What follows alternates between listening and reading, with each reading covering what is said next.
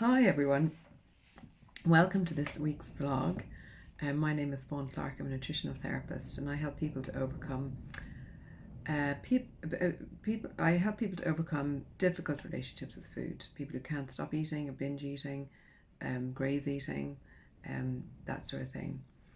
And one of the um, one of the things I hear really often is that people find it hard in the evenings to control their food intake.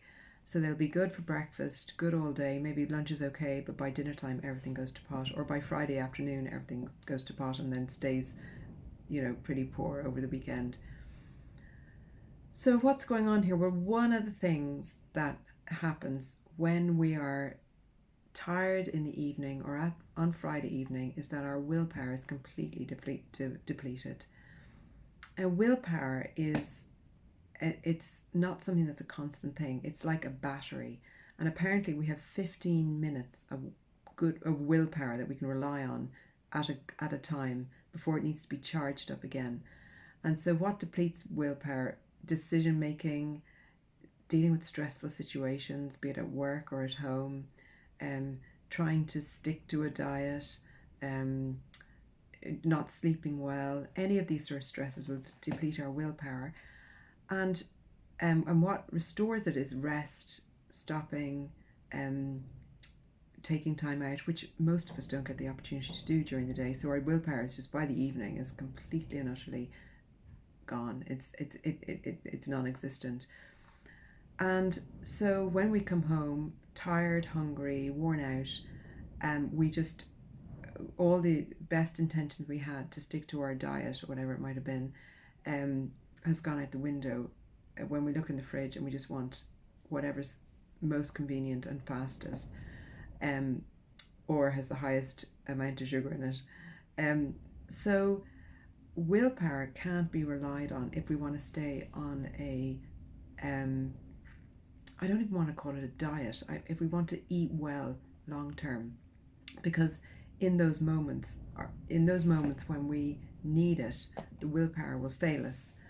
So, so what I found worked for me, and what I suggest for other people, is a plan of eating. It's not a diet. It's boundaries around how much to eat, and the boundaries for everyone are a little bit different. Some people need much tighter boundaries. Some people need much looser boundaries.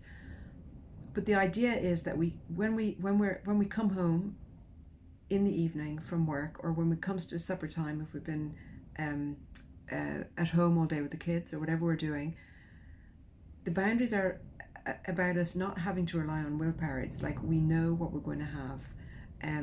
We know that we're going to have this much protein, this much veg, this much carb, this much fat. We don't have to get into worrying about, is this enough? Is it not enough? How much should I eat? I'm starving. I need to eat more. It takes away the need to rely on willpower in those moments when willpower will fail us. And for me now, I've been doing this for 13 years, and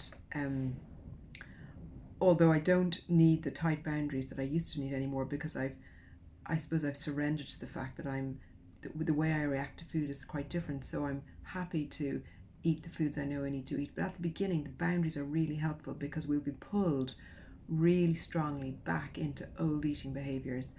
And so without those boundaries, and if we rely on willpower, it's really hard to change our habits. And boundaries can be as simple as, some people need tighter boundaries, but boundaries can be as simple as, I'm going to have a third meal and there's no sugar. I'm not going to have any sugar. Sugar triggers me into a binge. Or it could be, I'm going to have X amount of protein, X amount of veg, X amount of fat, X amount of carbohydrate, and maybe some fruit. So I know very, very precisely how much I'm going to eat. Personally, I did better knowing precisely what I was going to eat, but I work with many people who that doesn't work for, doesn't suit them. So that's willpower. That is I used to always think I lacked willpower, but it's not that I lacked willpower. I was just like everybody else, but on top of that, I had this predisposition to wanting to eat more than most people. I used food to escape, to make me feel better. But I find that if we do have a problem relationship with food, or we've developed an unhealthy or troublesome relationship with food, relying on willpower usually isn't enough to get us through in the long term. You know, it might get us through 3 or 4 days, but eventually that switch will be triggered and we'll just go feck it and we'll just eat whatever we want. And it's in those moments when the willpower fails us that some sort of structure and boundaries around how much we eat is and what we eat is crucial. So listen, I hope you found that helpful. If you have any other ideas that you'd like me to cover in a vlog, please let me know. Take care. Bye now.